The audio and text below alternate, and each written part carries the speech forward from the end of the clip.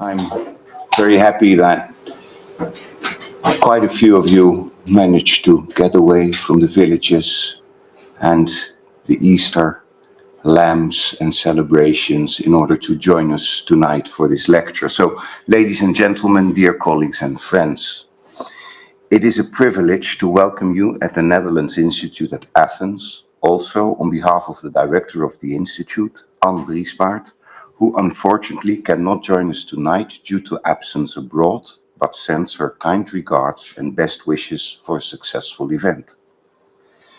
This evening, we have the pleasure to host a lecture by Dr. Mark Janse on a topic that, at first sight, may seem to fall slightly outside of the fields of interest of an archaeological school, since it deals with a linguistic topic. However, as an inter-university institute that is being supported by 6 Dutch universities that we try to represent as broad as possible, we are always happy to give the floor to academics from the Netherlands who work on topics that engage with Greek history, culture, and society throughout the ages. And the pleasure of having Mark Janse with us tonight becomes even bigger when considering that through this event he will provide us for the 5th time with an update of his fascinating journey through the history and culture of the Cappadocian Greeks. In his lecture of this evening, Mark will be focusing on his research on the intriguing survival, or maybe should I say resurrection, in view of the fact that we are only a couple of days after Easter, of 2 Cappadocian Greek dialects that were believed to be non-existent, dead and gone, until the day that they suddenly caught Mark's ears. We sincerely thank him for sharing the results of his work with us tonight. After Mark's lecture, of course, there will be time for questions from the audience, and I would like to stress that this includes the audience following this event online, who can forward their questions through the chat of the Zoom event. The evening will be concluded with a small reception that we have the pleasure of hosting in our library hall on the 1st floor. Now please allow me to shortly introduce tonight's speaker before giving him the floor. Mark Janse is Emeritus Research Professor in Ancient and Asia Minor Greek at Ghent University and an affiliated researcher at the Faculty of Modern and Medieval Languages and Linguistics of the University of Cambridge. He is Honorary Consul of Greece to the Flemish region and a member of the Academia Europaea. He is the recipient of numerous honors and awards, including visiting fellowships at All Souls College in Oxford, Harvard University Center for Hellenic Studies, and the Onassis Foundation. He was the Kenneth E. Naylor Memorial Lecturer in South Slavic Linguistics at the Ohio State University, the Gaisford Lecturer in Oxford, and the Jeremy, I hope I say this correct, Septuagint Lecturer in Cambridge. His research covers the entire history of the Greek language, from Homer and Classical Greek via Biblical and Medieval Greek to Modern Greek and its dialects. He is the leading authority in the study of Cappadocian Greek, a grammar of which is forthcoming. Last Words, a documentary film about the impact of his research on the Cappadocian community in Greece, was selected at various international documentary and short film festivals. That's all from me. Thank you very much for your attention. Mark, the floor is yours. Willem, thank you very much for your all too kind words. It's a great pleasure to be here again for the 5th time. I know the Institute very well, and Willem is one of the cornerstones of the Institute. He survived several directors. I've lost count of them. I'm very happy to see that at least you are here tonight, despite the Anastasi and the Easter holidays and the good food and everything. I don't know how many people are following this lecture online, but welcome to them as well. You have been able to watch one of the great sites of Cappadocia. This is just one of many pictures I could show you, but this was the one that was selected by Willem for the posters, so you might recognize it. This is the title.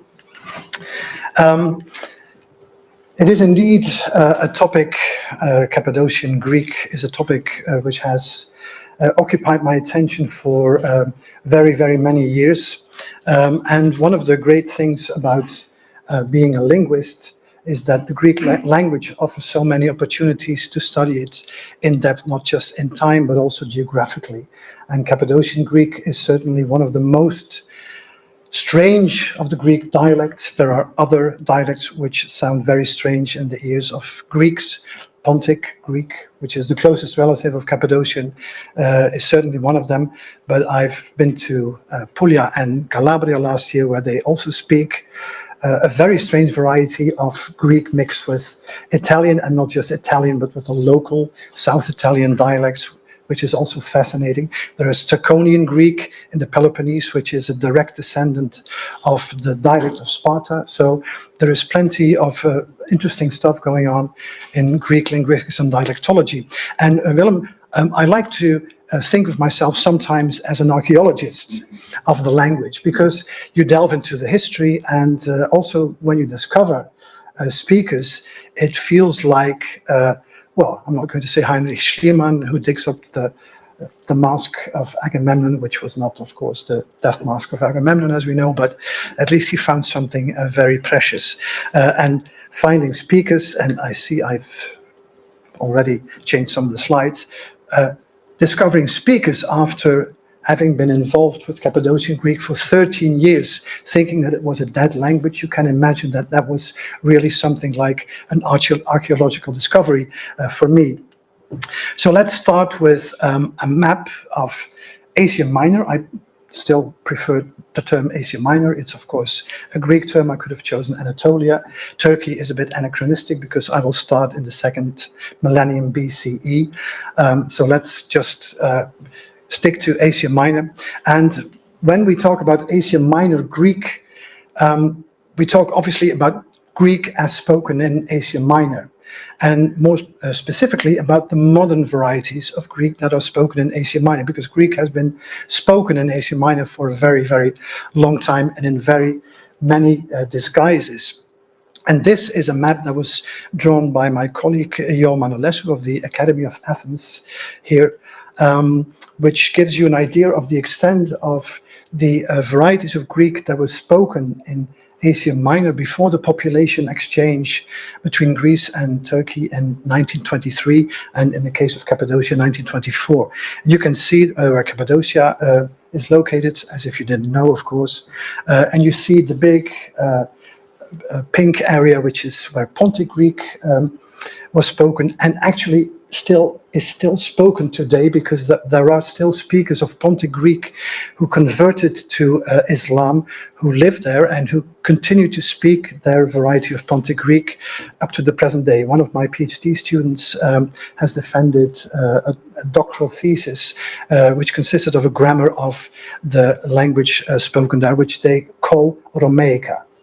That's another story. I cannot go into that. Cappadocia is in the center of Asia Minor. You see that there is also a red spot in the southeast corner of Asia Minor, which is where another variety is spoken. It's very closely related to Cappadocian and Pontic. They actually form a group, and that variety is called Varieties, after the main town in the region.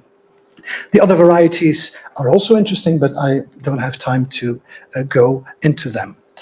So let's give a historical overview. The Cappadocian Greek and Pontic Greek and Varieties Greek, like all the other Greek dialects, with the exception of Staconian Greek, have developed from the Hellenistic variety of Greek, which we have come to call Koine Greek. Now, this variety of Greek, which was Attic with a lot of Ionic influences, was spoken over a huge territory, and it comes as no surprise, of course, that over this huge Hellenistic, in the Hellenistic world, there were different varieties of this Koine Greek that was spoken due to local indigenous languages, and also due to internal developments because of the contact and internal developments. And so we can distinguish, and this is well known, and Asia Minor Koine, within the Eastern Koine, a Syro-Palestinian Koine, which was used to write the translation of the Hebrew Old Testament. They call it Septuagint or Septuagint in English, but we call it Septuaginta. And the New Testament, which is also written in Koine Greek. And then there is the Egyptian Koine, which we know probably best because of the thousands and thousands of papyri that we have from Egypt in the Hellenistic and Roman periods.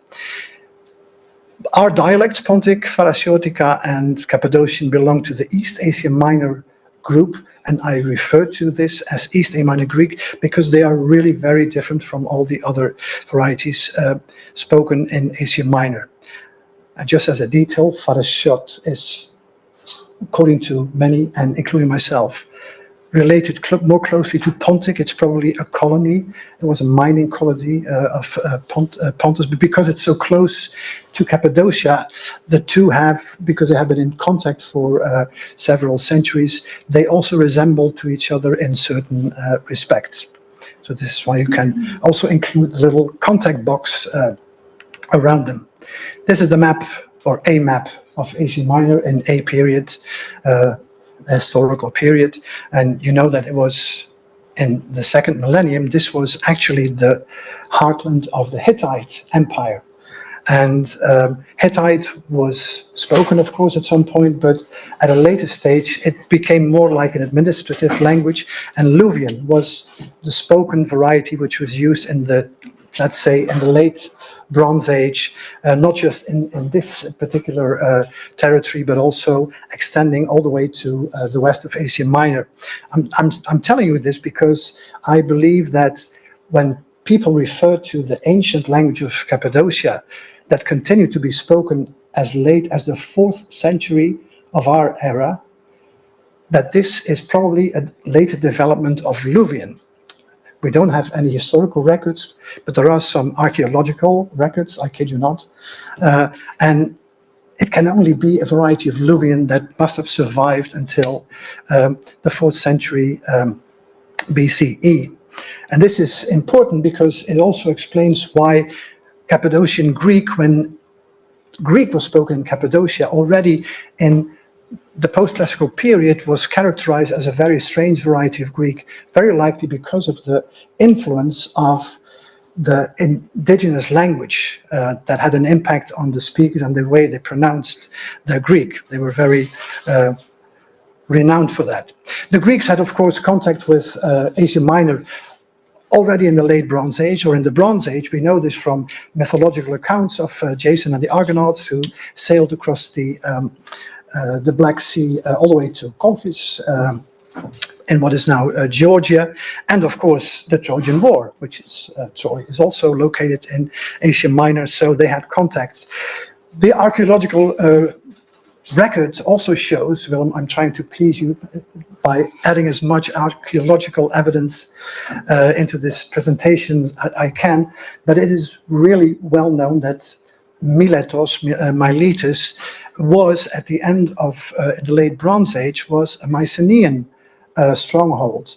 We have archaeological evidence for this, and we also have historical evidence for this, because in the Hittite records, the Hittites referred to the Greeks as the Achaeawa, and everybody agrees nowadays that Achaeawa are the Achaeans that Homer mentions. This is one of the most frequently used designations for the Greeks in Homer, Achaeans, and that this is actually what the Hittites referred to when they used the name Achaeawa. Miletus was, of course, one of the major cities of the Ionian League later on, and it became also one of the major colonizers of the Black Sea coast. And already in the 8th century, Sinope is one of the first founded colonies by Miletus, and from Sinope, Amisos, Kotiora, and Trapezus. So you can see that with the Milesians colonizing the Black Sea coast, they brought obviously their own dialect with them, and this was the Ionic dialect. And this explains why in Pontic Greek especially, you find many Ionic features. Some of them are debated, but there are so many that it can hardly be a coincidence. And these Ionic features probably have been sitting there for ages, even after the Hellenization, when the Koine Greek took over. These Ionic features still can be found in many of the Pontic dialects, and also to a certain degree in Cappadocian Greek, which sounds perhaps surprising to you, because Cappadocia is a long way from the sea, and it's not an easy trade route to the sea. But there were trade routes already in the Bronze Age that connected Cappadocia to the Black Sea coast. Let's see, here we have Cappadocia again. And let me point out that in the ancient times, and I'm talking about the very ancient time, not just the postclassical times, Cappadocia, when people talked about Cappadocia, this included actually Pontus as well. You can see this sometimes in the names that were given to the region in the various periods, historical periods. But it is also interesting to note that Strabo, in his geography, who lived in the 1st century BCE, 1st century CE, that he remarks that the people of Cappadocia, including Pontus, because he actually delineates the region, they spoke the same language. I will show you the quote later on, which can only be another language, not Greek, because why would he bother to say that they spoke the same language if that was Greek at the time? So he must be referring to the indigenous language, which again is probably Luvian. And here you can see why Cappadocia was so interesting for trade purposes. They have very many metals and other precious materials that were, most of them were actually transported even in Hittite times to Mesopotamia or to the south, but also to the north. And one of the products that shows you that there was a connection with these Milesian colonies is the very famous red ochre that was found in Cappadocia. Strabo mentions it. He says this is the highest quality red ochre you can find, perhaps only rivaled by the Iberian variety, but Cappadocian variety was the best. But it is called Sinopian ochre, not because it was found in Sinope, but because it was exported from Sinope and distributed over the rest of the Mediterranean and Black Sea area. And it is called Sinopike Miltos. That was the name that was given to it. So the addition of the adjective Sinopian shows you that there must have been a connection. So this means that there were also contact between Greek-speaking traders and the local Cappadocians, whoever they were. And that it is very likely that there was some kind of trade post there where, I mean, people had to know had to be bilingual to a certain extent to be able to trade. So this is a possible way for Ionic elements to spread into Cappadocian Greek later on. Cappadocian, at the time, of course, we are talking at the 8th, 7th, 6th centuries, there was no widespread use of Greek that we can actually find in historical records. What is also important to note is that Ephesus also established a colony in Cappadocia. Later on, we don't know exactly what the date of this Ephesian colony is. If it is in the Hellenistic period, then it could mean that Koine Greek penetrated Cappadocia, so to speak, but it can also mean that there were more Ionic elements transported to Cappadocia as well via the Ephesian trade routes, which actually went across the mainland. So they went directly there. They go back a long time, and there you have it. After the conquest of Alexander, Cappadocia became not a Hellenistic kingdom, not by the successors of Alexander, but it became an autonomous kingdom in its own right, the Cappadocian kingdom, which was ruled by the Ariarathed dynasty. And you can tell Ariarathos is the name of most of the kings, and Aria points, of course, to the Iranian ancestry of these kings. But in the course of the Ariarathed kingdom of Cappadocia, The Hellenization took place in Cappadocia. This is very clear when you look at the coins that are found there.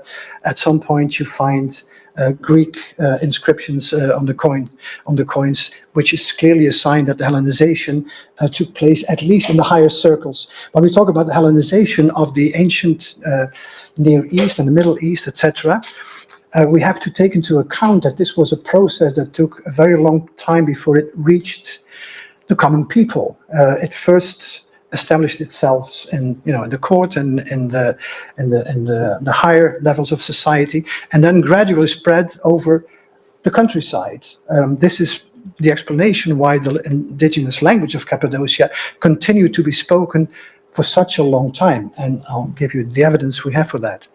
A similar story can be told about Pontus, which was a kingdom ruled by the Mithridatic dynasty for some period, and there the Hellenization took place at a similar pace. Here we have a map. I'm going fast forward to 395, the division of the Roman Empire. By that time, of course, the Hellenization of Asia Minor had been complete, but that doesn't mean that the indigenous languages had completely disappeared. We know that at least Phrygian was still used, Galatian was also used there, and a number of other indigenous languages, many of which we only know by name. If you know your New Testament very well, then you'll probably remember that Paul at some point arrives in Lycaonia, and that the people address him in Lycaonian, Lycaonisti. That's the word in the Lycaonian language. We only know the name of the language. We have no idea whether it was an Anatolian language related to Luvian and Hittite or another language, but at least we know the name. So how do we know that in this period, in the 4th century, the old language, the indigenous Cappadocian language, was still spoken? Well, we have some testimonies. First of all, Strabo, as I told you, I'm not going to read the entire passage. He says they were homoglottoi, the people living in Cappadocia, which included Pontus, and he refers to other foreign-speaking peoples in the area, which are probably the Armenians we can think of, and others. We have a reference to an interpreter in the Ephesian Tales by Xenophon of Ephesus, who says that a certain Hippothous, he knew the Cappadocian language, and he was needed as an interpreter, and because he knew the Cappadocian language, the people treated him as one of their own. I can tell you this is exactly how the Cappadocians treat you when you speak their language, and they feed you as well if you speak their language. It's very interesting that the Cappadocian fathers, Cappadocia, as you probably know, was home to the 3 Cappadocian fathers, Basil the Great, Gregory of Nazianzus, and Gregory of Nyssa, and they all somehow referred to the language situation in Cappadocia. This is one of my favorite. Gregory of Nyssa informs us that when we speak Greek, that is, we call that up there Uranos, and the Hebrew calls it Shamayim, the Roman Kelum, and still otherwise the Syrian, the Mede, etc., and also the Cappadocian. So the Cappadocians had another word for Uranos, so that means that they would generally not speak Greek speaking, and that must refer to the indigenous language. And why didn't he mention the name for Uranos? That would have been a great help for us, of course, and we would have perhaps an idea of what kind of language it was.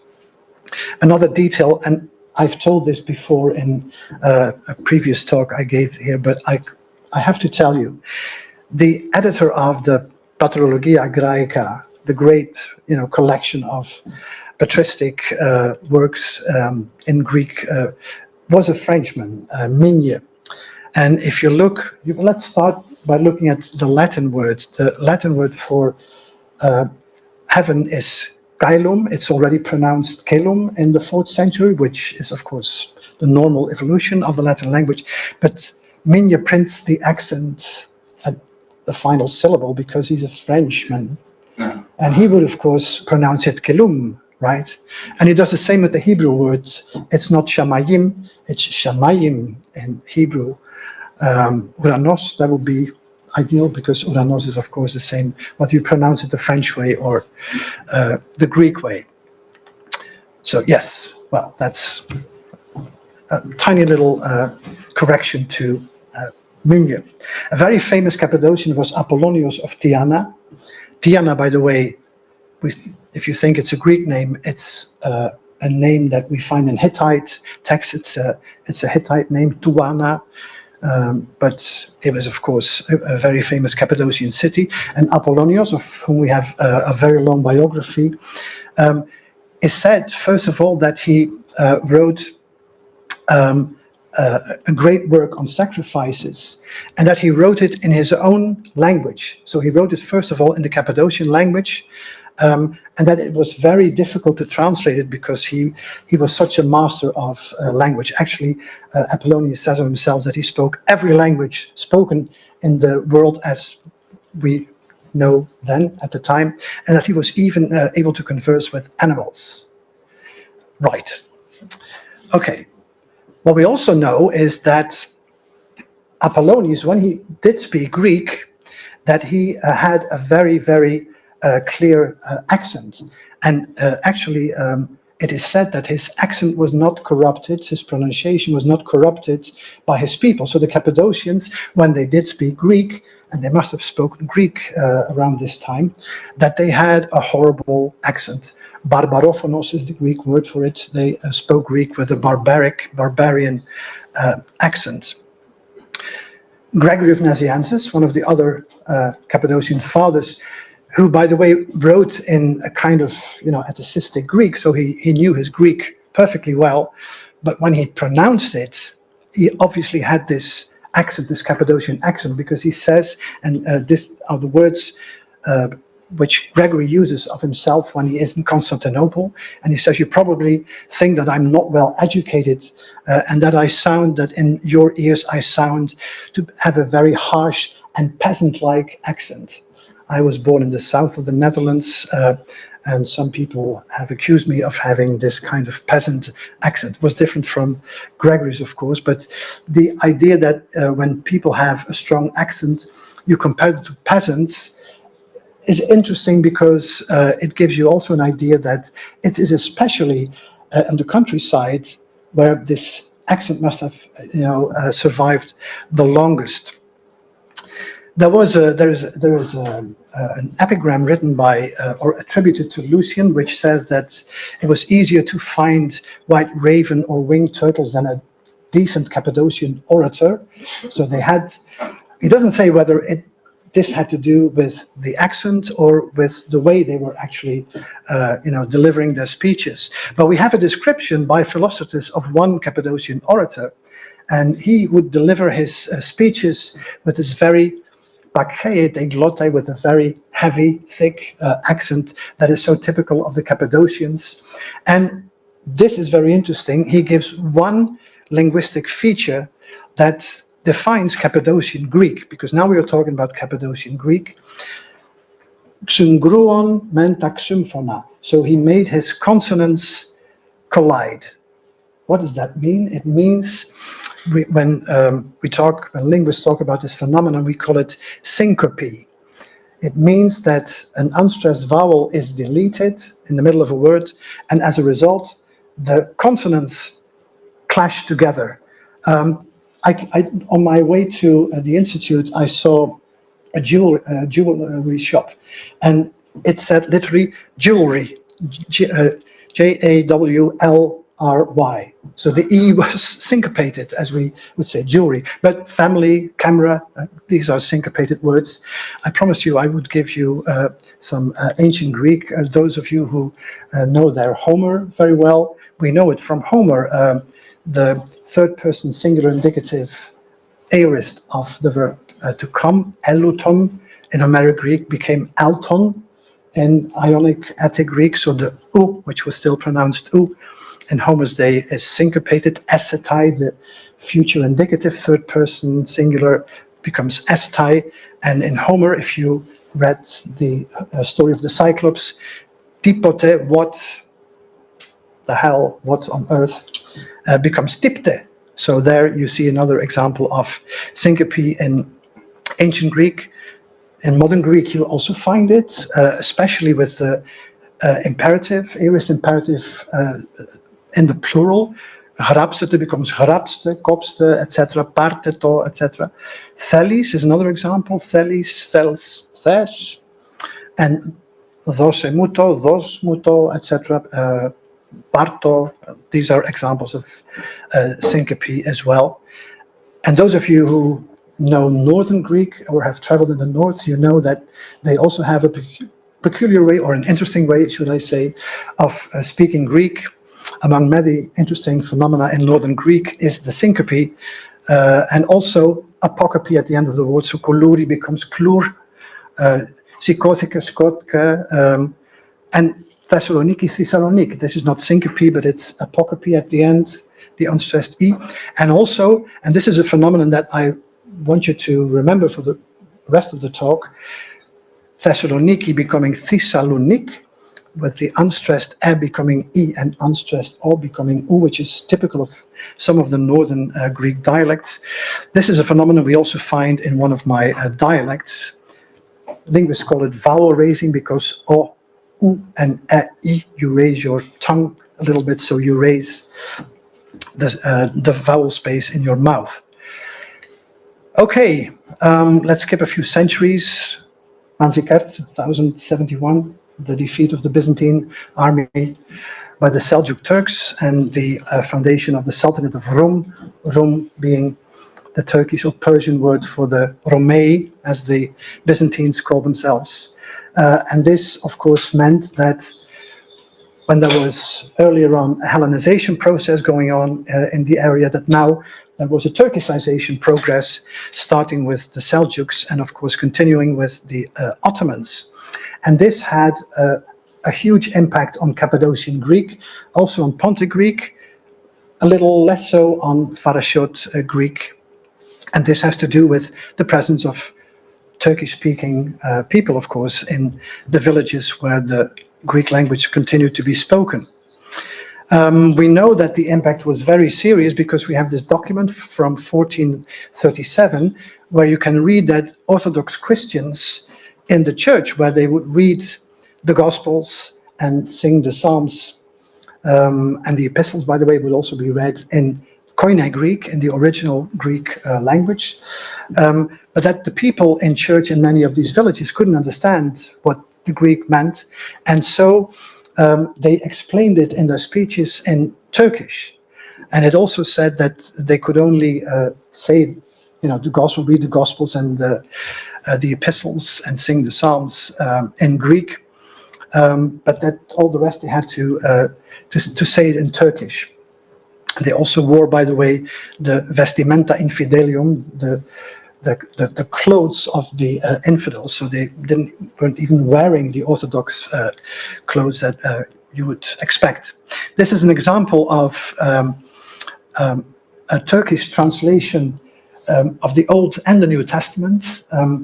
You can see that they use the Greek alphabet. It's called Karamanlidika, and the Turkish-speaking Christians are called Karamanlides.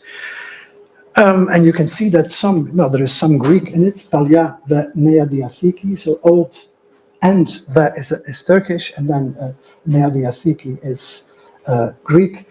You can try to figure out what the books are. If you know the order, you will be able to see what the Turkish words behind it is.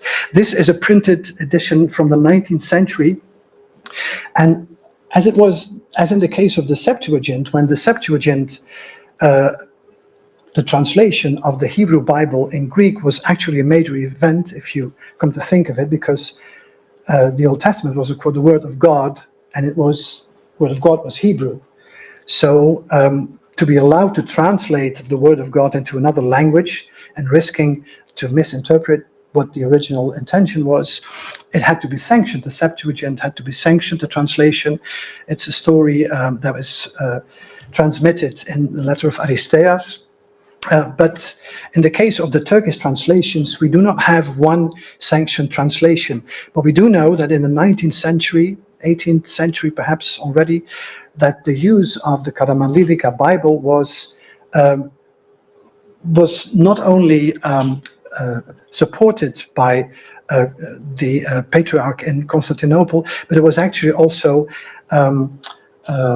encouraged in a certain way, because it was just one way of keeping the Orthodox Christians Orthodox, because in the 19th century there were Protestant missionaries traveling across Asia Minor, and of course in Constantinople the clergy didn't want to lose their flock to the Protestants this way.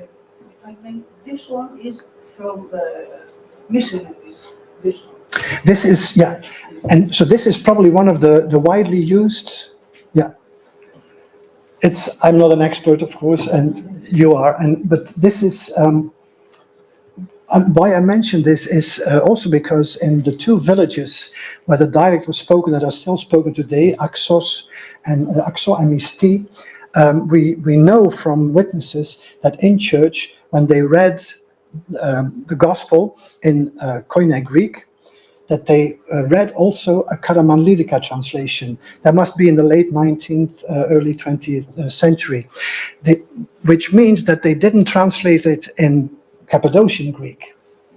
That is also interesting, because apparently the Karamanlidika translation had a kind of authority that a local translation would not have. As opposed to Farasa, because in Farasa, and that is also very interesting, we have gospel translations in Parasiotica. And this means that the Karamanlidika translations were not used, but they actually needed a translation in their own dialect to be able to understand what the Gospels were all about. It's the topic of a talk I'm going to give in Cambridge a couple of weeks from now, because there are actually two manuscripts which are with a few fragments from the Gospels, but they are different. The translations are not the same. It's probably the same way, well, the Karamanlidika translations they differed among themselves as well, I suppose. But also before the Septuagint came into being, there were also certainly different varieties of translations, of interpretations, some of them probably oral. You can imagine that a priest would read from a Jew in Alexandria would read from the Hebrew Bible and then translate it on the spot to make it, understandable for the people who were sitting in the synagogue or in the prayer house or whatever they read it. And so we have some parallels here as well. Okay, this is the area where the Cappadocian dialects were spoken. This is a Greek map. This is the Farasa area, which is in the southeast, as you can see. Cappadocian Greek is traditionally divided into a northern group and into a southern group. And this is the group that interests me. And so, out of necessity, it has to interest you as well. This is the central Cappadocian group.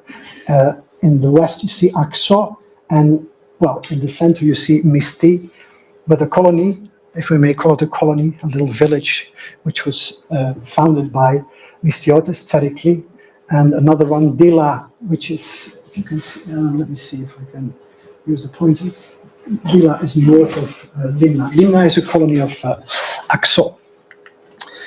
Okay, so Cappadocian Greek, here you have, I will question you during the reception over drinks, so please remember carefully. These are the 20 villages that were still Greek-speaking in Cappadocia when the British archaeologist, by the way, and also dialectologist / folklorist Richard Dawkins visited Cappadocia in 1909, 1910, 1911, 3 consecutive visits, and these were the places where Cappadocian Greek was still spoken. He mentions a few other villages where Cappadocian Greek was spoken until very, very recently. So you could see that it was on the way of completely disappearing, and if the population exchange and the war between Greece and Turkey hadn't taken place, then Cappadocian Greek may have disappeared altogether, although, of course, you never know. I'm not going to go into the dialectological complexities of this table. This is Dawkins. He's famously said of Cappadocian Greek, the body has remained Greek, but the soul has become Turkish. well, it's a nice way of stating something which is a bit puzzling if you think about it, of course. I think he meant that it was, Cappadocian Greek was still a kind of continuation of Greek, but it was infected or corrupted or influenced by Turkish to such a point that, from a typological point of view, some of the dialects which were very, very heavily influenced by Turkish had a kind of Turkish structure and no longer a recognizable Greek structure. This is Dawkins in his early years. This is the book he wrote. This is really the Bible for people who want to study Cappadocian and Varieties. It's a starting point and a wonderful achievement. If you, so the book was, the folk tales were actually commented on by Halliday, a colleague of his who accompanied him on his travels, and he is the photographer. So we have pictures from Cappadocia in around 1910, and we actually have pictures of one village, one of the two that interest us, Axo. This is how it looked like. You can imagine that only in such places could Greek survive. They were remote villages. They were, not all of them were remote, of course, but it was only because in these villages, especially Axo, where there was only a very low percentage of the population was Turkish-speaking, were Muslims. In many of the Cappadocian villages visited by Dawkins, the number of Turkish-speaking Muslims was higher, sometimes higher than the Greek-speaking population, and of course this had its effect on the local dialect. This is a wedding procession in Axo. This is the church, what's left of it. Well, you know the story of the Mikrasiatiki catastrophe, the Asia Minor catastrophe after the Greco-Turkish War at the end of the Ottoman Empire, when Greece became Greece from 1830 onwards, and the way Greece looks today is actually, is a later achievement. This basically took shape after the Balkan Wars, only in 1912, 1913. And then 10 years later, the population exchange took place between Greece and Turkey. And many of the Cappadocians were actually, they were sent to the northern part of Greece, which had just become part of the Greek kingdom a decade before that. And you can imagine that they were not really well received there. They looked like Turks, they were dressed like Turks. 60% of the Cappadocians were monolingual Turkish speaking, and 40% were bilingual, Cappadocian Greek, Turkish, but Cappadocian Greek, I'm sure it sounded Turkish in the ears of the local Greeks who lived in the northern parts. But they were actually scattered all over Greece, as I will tell in a minute. And it was not so very long ago, I went to Xirohori for Easter this weekend. Xirohori is a mixed village with mainly Cappadocian Greeks from Misti, one of the central Cappadocian speaking villages. There are Pontians there, Sarakatsani, etc., etc. But it was not very long ago, I think it was just 20 years ago, when the then priests would still refer to the local Cappadocians as Turkospori, Turkish bastards. And my best friend, my best Cappadocian friend, went to the priest and he said, if there is a hell, I'm sure you will end up in hell by saying this. Well, the word for hell, you know, in Greek is kolasi, in Cappadocian is chatran. It sounds more evil, I think. Andalayi, we have pictures of that as well. And then the Exodus, this is, I have to mention this, there is a series of eyewitness testimonies by refugees from Asia Minor, from all of Asia Minor. The second volume is about Cappadocia and Farasa. There are 3 volumes on Pontus, and then other volumes on the other areas of Asia Minor, which have really very, very moving and beautiful testimonies about life in Asia Minor before the exchange, during the exchange and what happened after the exchange. And not a few Cappadocians said, we thought we were going to, when they were going to Greece, they didn't call it Hellas or Hellada, they called it Yunanistan or Yunanistan. And they said, we thought we were going to end up in heaven and we ended up in hell, because that was how many experienced their lives in the new Patrida. Okay, so you can imagine, if you're not well received, that people tend to not to promote their mother tongue to their children to be able to be successful in life in Greece. And so the Cappadocian dialects, one by one, gradually disappeared, at least as far as we knew. But the very famous Greek dialectologist Kondosopoulos, in the first edition of his introduction to the modern Greek dialects and idiomata, there's a distinction between dialecti and idiomata, and he writes that whoever hears, or rather reads Cappadocian, because today, and so he writes around 1980, those idiomata are no longer spoken, because almost all of the speakers, the original refugees from 1922, they were actually, the exchange for Cappadocia was in 1924, not 1922, and neither in 1923, had died by then. Okay, so he, when I read this, and I was already working on Cappadocian for some time, I thought, well, if he says so, then it must be true. And we have some publications from already 2007 that Cappadocian was extinct, or that the population was extinct. That is strange. When you stop speaking your language, it doesn't mean that the population dies instantaneously. That will be a very good reason not to, let go of your language, right? Well, it turned out in 2005, after listening to a tape recording that was made by my dear friend and colleague Dimitris Papazachariou from the University of Patras, he said, you have to listen to this, because I hear some old men from Simandra in Chalkidiki, the north of Chalkidiki. Simandra is the name of one of the villages in Cappadocia, by the way.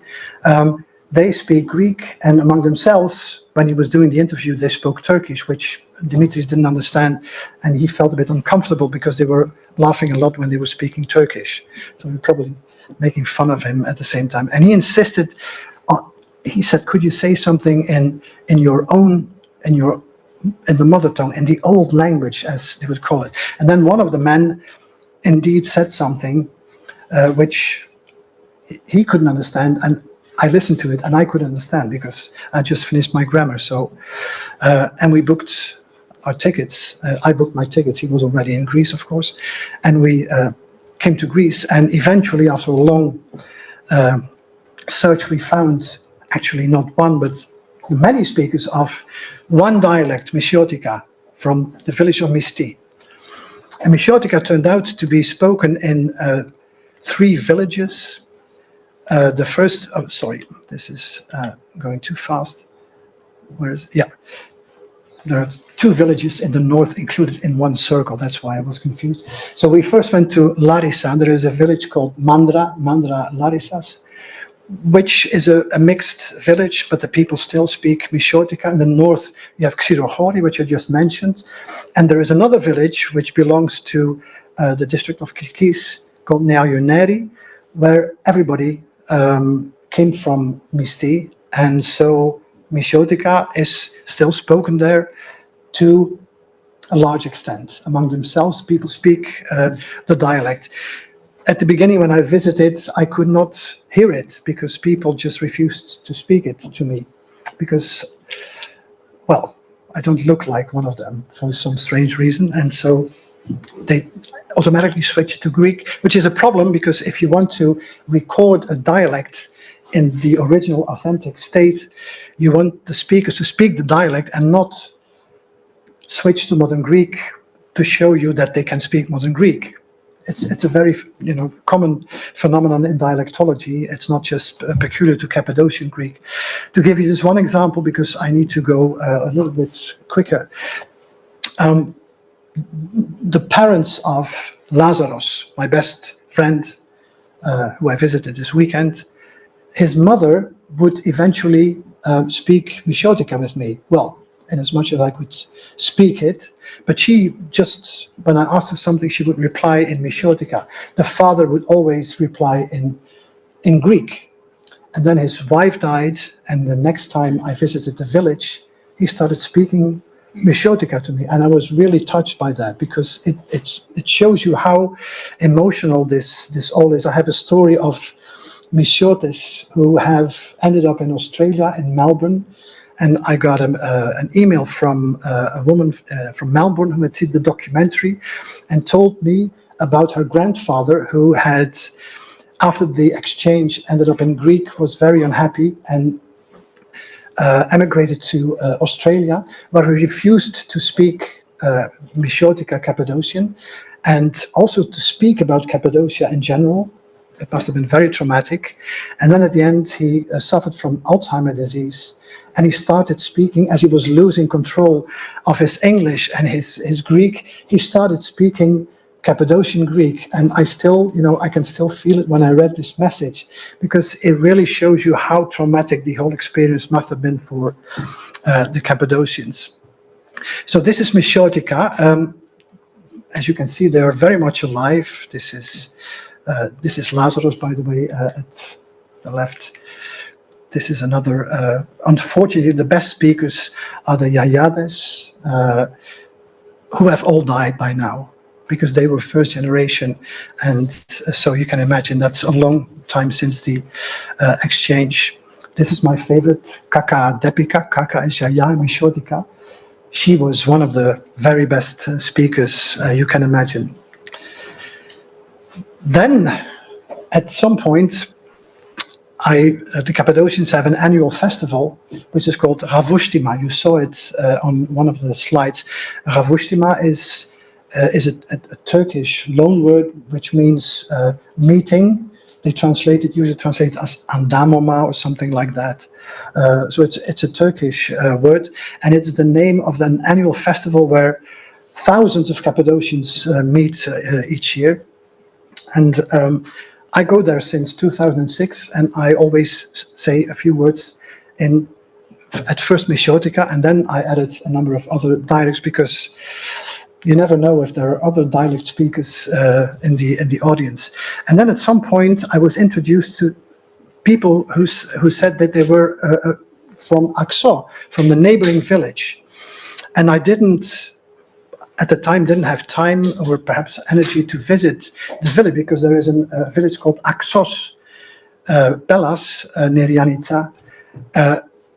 And when you have a village called Axos, well, there's of course Axos and Naxos are names you find all over the Greek world. But if they say they are refugees and they live in a village called Axos, I should have, gone there earlier, but for some reason I didn't. And then I was invited in Crete, because there were Axeni living in Crete as well. And I was introduced there to a man who was called the last speaker of Axenitika, as they pronounce it, in Crete. And he said all the others have disappeared, so all the people. And he was a poet, and he was really a respected person. Apostolos Pavlidis, I will show him in a minute. So this is where he is from. He's from the southern part of Crete, and he himself says that when he still speaks the dialect, but he as he says himself, Kriti Piethike. It has been Cretanized, or not criticized, but Cretanized. So it has taken influences from Cretan, which is really interesting, as I will show in a minute. I have to go faster because, and this is where Axos Pelas, or near Janse, is located. And this is Apostolos Pavlidis. He's a great person and a lovely, wonderful person. This is the oldest speaker of Axenitika, and very much alive and smoking cigarettes, continuously, so to speak. This was my visit in 22. There's another one in 23. These are some speakers. Most of the speakers of Axenitika are, as we would call, semi-speakers. So they speak, I don't know exactly when they speak Axenitika among themselves, but they use Greek a lot. And the real speakers, I estimate the numbers maybe, well, 50.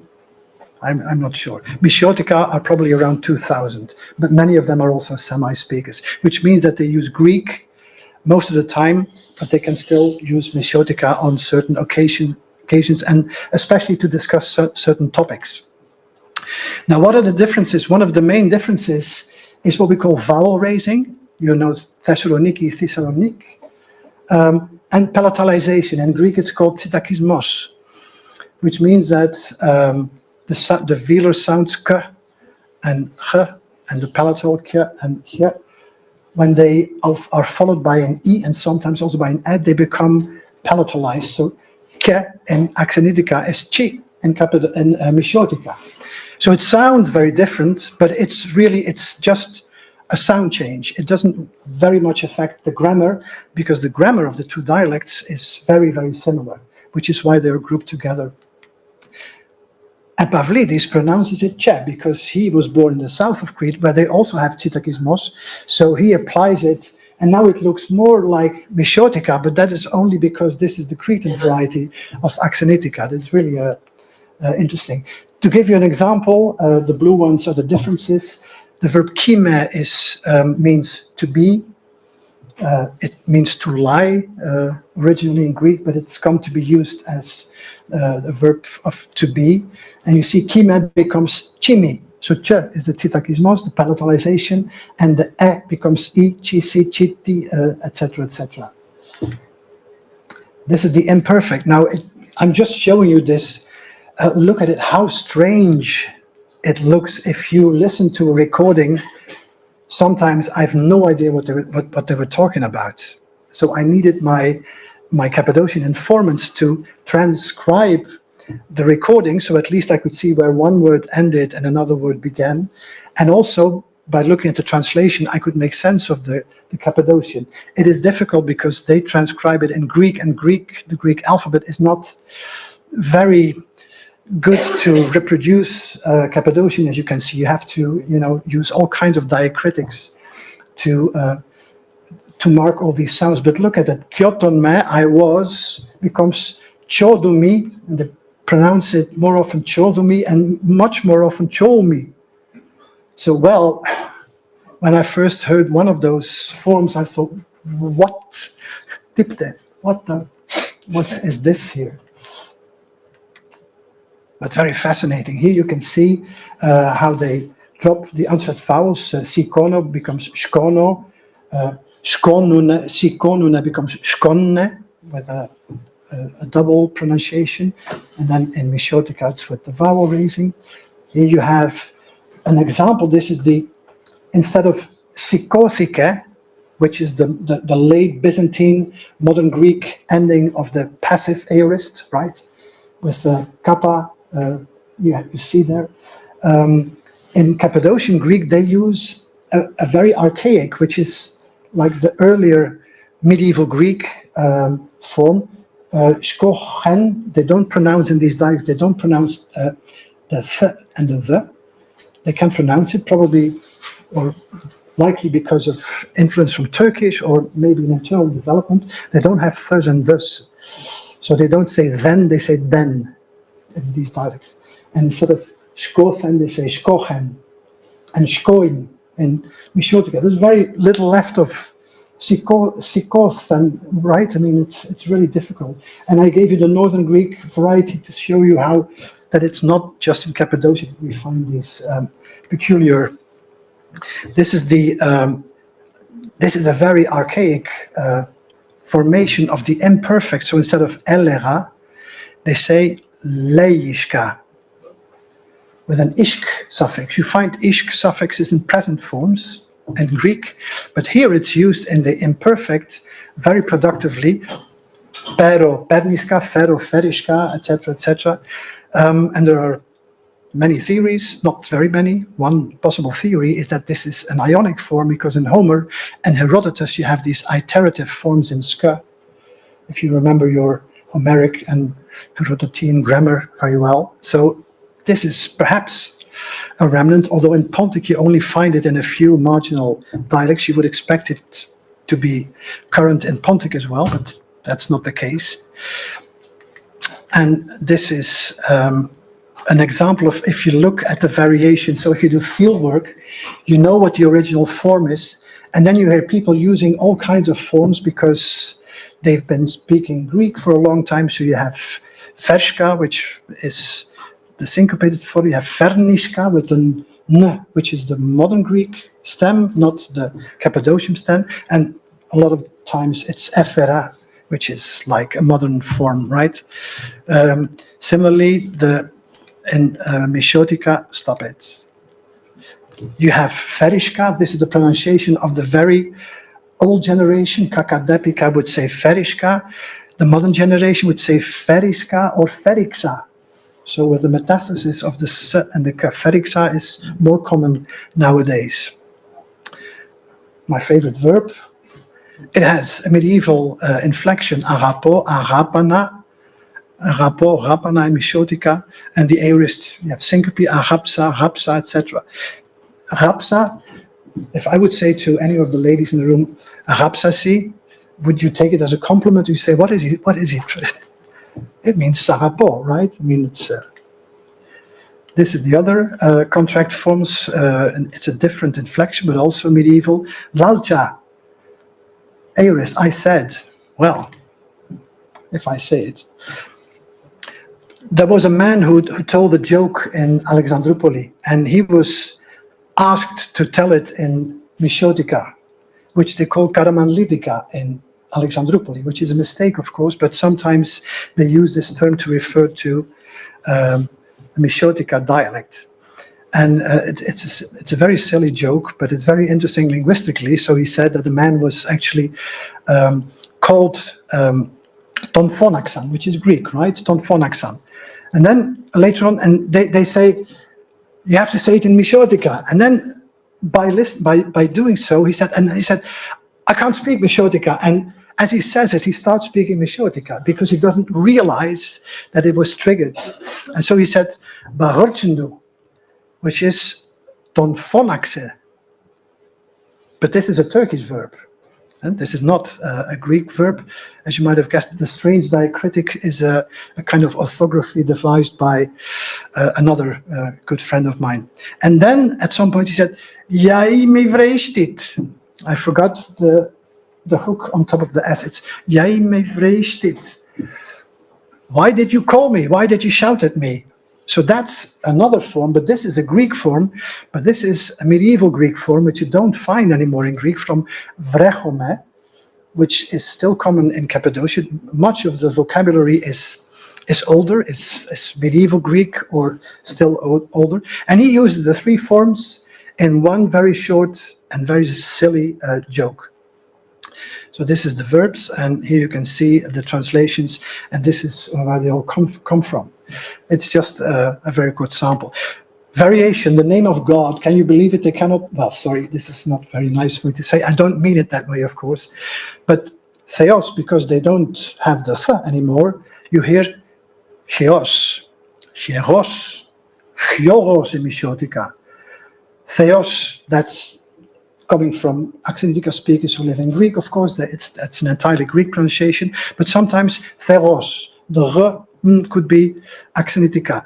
In Misiotika, they also have another pronunciation of what was once theta, t, with an aspiration. The word for door in Cappadocian is not porta, as in modern Greek, it's tira, or tir, from Tyrion, the diminutive.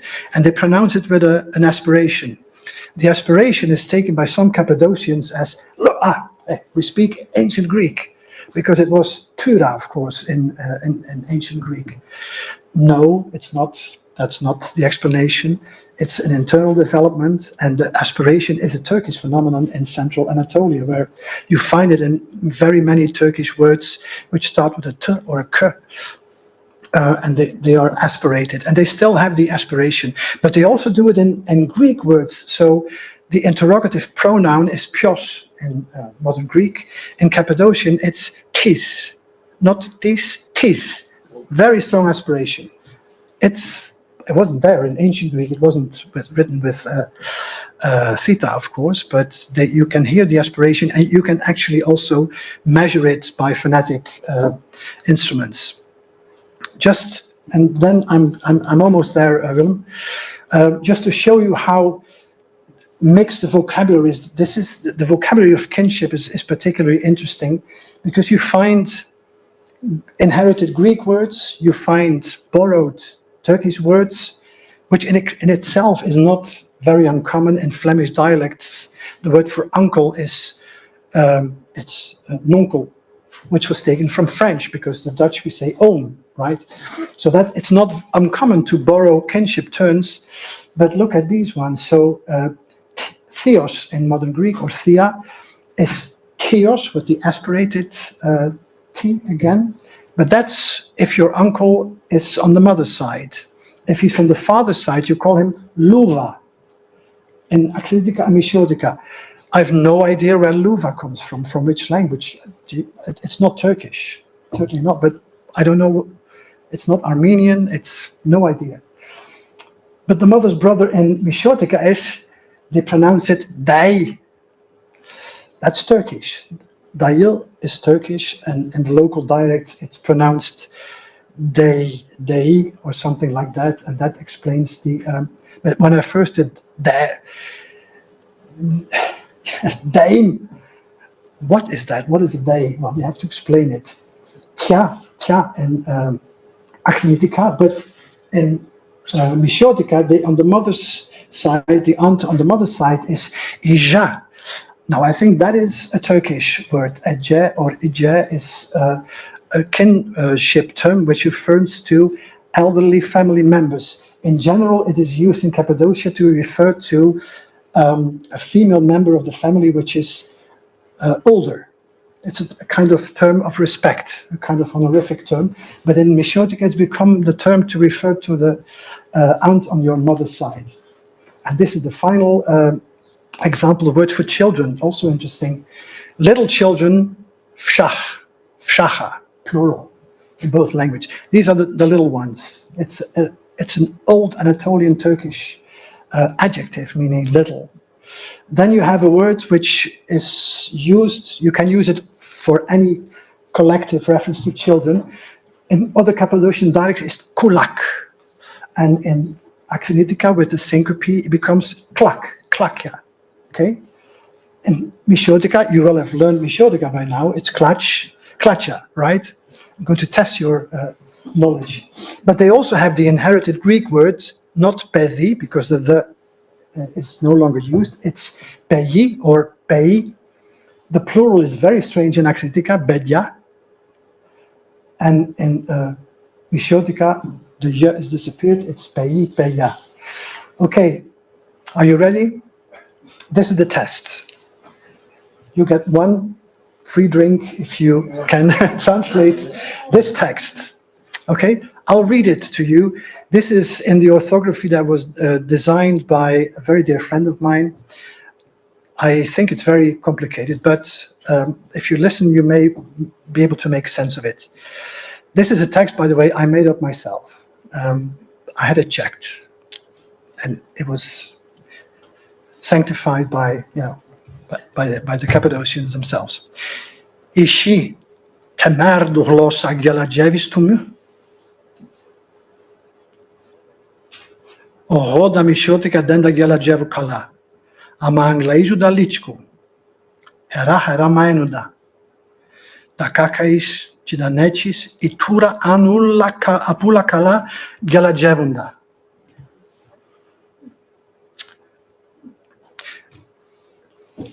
Try to visualize it, and I'm going to give you the Axenitika version, because Axenitika is a little bit easier because of it doesn't have this vowel raising and the palatalization.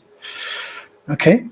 Eshi tometor tlosar la listome ero taxenitika denda la lokala ama angnadozo da lishku. Yavash mahanuda. Takakayes ketanekes Makes sense now. Ekinya astullu nukalalunda. This is a bit easier, isn't it? Yeah. Normal Greek. There you have it. Τη δική μας γλώσσα. Temer is from hemeteros. It's the old Greek adjective, possessive adjective, ours. They don't use dikosmu, dikosu, etc. They use temer, temo, tomo, toso, etc. Temer, teser. So they still use these very old possessive adjectives. Maybe it's easier if I illustrate this on this side. Galajevo is a Turkish borrowing, which means to speak. They use it all the time. Galajevo in the second line, okay. Anglaizu from anglamak, to understand. Amma is Turkish, amma, but I understand it. Lichiku, you can understand it a little bit. Hera hera, siha siha. Or they sometimes use the Turkish, yavaş yavaş. You also find that. Maenuda is from mathenuda, mahenuda, maenuda. The kaka is not kaka. Be very careful. Minye would pronounce it kaka. It means exactly the same as what kaka means. Kaka, with a certain first syllable, is yaya, grandmother. So the grandmothers, chi da nechis, and the women, nechis is a bit difficult to identify because of the palatalization and the vowel raising, but nekes and Axenitika is easier, right? Itura, they, Ekinya, and Axenitika, well, Apula, of all, they speak it the best. And that was true. The grandmothers, who are, of course, mostly confined to their homes, as opposed to the grandfathers who would sit in the cafeneo and drink coffee and, chat away with locals, which could be Cappadocians, but could also be Pontians, Sarakatsani, or Thracian Greeks or whatever. So they usually speak it in a less clear way than especially the very old women, and I still miss them very much. And I think that I should conclude here, and I will conclude with words, Cappadocian words. I will say it in Misiotika. You should be able to identify the first word, Chioros, as Harish, and Axenitika is Hieros, as Harish. In the north of Cappadocia, they would say Theos, As, Harish, Harishi. So God bless you, but they actually use it just as a simple, thank you very much.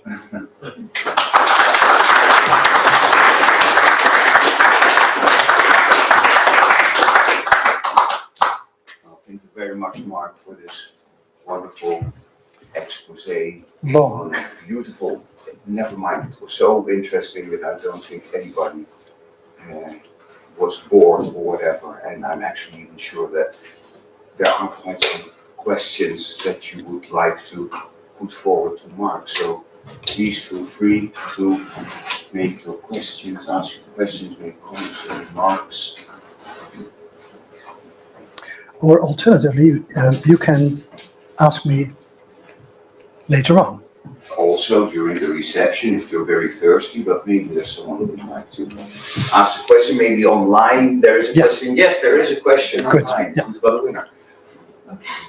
From Vladimir, thank you for the talk. Where could we access your forthcoming grammar of Cappadocian Greek, and when is it coming out? Oh, that is a very interesting question. Thank you. I would suggest you send the question to Christos Didilis from Aristotle Panepistemio Thessaloniki, who is the editor of the volume. My contract was signed in 2002, if I remember correctly. The first version in English was written and submitted in 2004. I received the Greek translation, I think, in 2007, with a lot of very useful comments, because when I was commissioned to write this grammar, but I was only working on some selected topics in Cappadocian grammar, And to write a complete grammar, which is a comparative grammar of all these different dialects, that was my worst nightmare, to be honest. And so I got a lot of very useful comments from my colleague Zitelis, and I revised the Greek translation. I could do it myself by that time, and I think I submitted a completely revised Greek version in 2012. Then I got the proofs, and the book hasn't come out. So I sent some additional comments, because as years passed by, my knowledge of Cappadocian grew, of course. And unfortunately, when I submitted the first version, I didn't know that there were spoken dialects, so I could not incorporate the spoken varieties. And in a way, it makes sense, because I was describing the state of the dialect shortly before and shortly after the exchange of populations, when people would still more or less use the same variety, I guess. And I'm still waiting for the book to come out, and it's outdated already, and it's very frustrating. It's really very frustrating. There is a version that is circulating and that is actually being quoted by colleagues of mine. But when the book comes out, I ask Zitelis at least once a year, and sometimes I make a polite threat that I will publish an English translation. I will retranslate it into English and revise it again. And they said, no, you signed the contract, so, but it's coming, it's coming. Yeah, well, it's coming. That's all I can say, but I have no idea. I hope to live to see the day when it gets published. In my own university, people have accused me that the grammar actually doesn't exist, and that I present it as some kind of published work, which it's accepted for publication. I'm not allowed to circulate it officially, but if you ask me very friendly. Does that answer your question? Yes, Yeah. please. Thank you. I'm curious about. The reason for using the microphone is basically for the people who are following online. So don't expect that all of a sudden you will hear your voice blasting to the speakers. I'm curious about German consonants in Cappadocian. It's something I see in your transcripts, and I think I heard you pronouncing them. Yes. And it's something I've heard about in Asian Minor dialects, but so it's. Yeah, it's a phenomenon, you know, probably from Cypriot Greek, where it's, of course, very common and very well described. So yes, you have geminate or double or long consonants. You find them in Turkish words like amma. You find it as a result of syncope. The verb to see is trano in Axenitika, rano. They see in the plural is trannunne, becomes tranne or ranne, because the unstressed u is deleted, but the two n's are clearly pronounced as a double or a geminate or a long consonant. And then there are a few words where there seems to have occurred a kind of spontaneous geminization. And Axenitika, it's described actually as such. So instead of deka, 10, they say, not with the, but with the, deka. And there are other such examples. So there are Turkish words, there are words where the double consonant results from syncope and is actually pronounced as such. And then there are some of the spontaneous examples for which I don't really have an example, but they are there. That is certainly true. There are, of course, you know, so many other phenomena that I couldn't even mention today, but that will be for an altogether different lecture. Also, I thought it would be interesting in the Archaeological Institute to spend more time on the history. If it were a completely linguistic audience, then I would focus more on all the very strange phenomena you find in Cappadocian Greek, like a distinction between animate and inanimate nouns. Can you imagine that anthropos has a different declination or inflection than milos, even though they are both O stems inherited? Because milos, a mill, is inanimate and anthropos is animate, the inflection is different. They have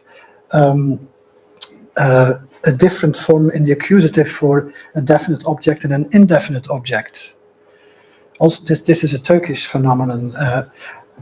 It's really an interesting mix of very archaic Greek internal developments, which are sometimes very difficult to explain, and influences from Turkish and perhaps also from Armenian, because Armenians, especially in Farasa, there were many Armenians living there as well. You have many Armenian loanwords at least, but the grammar, I'm not a specialist, so but it's really a very interesting region to investigate linguistically. More questions? Anyone else? No? No? Okay, well, then I thank you once again, Mark, for your wonderful lecture. Thank you very much. And It's a pleasure. please join us.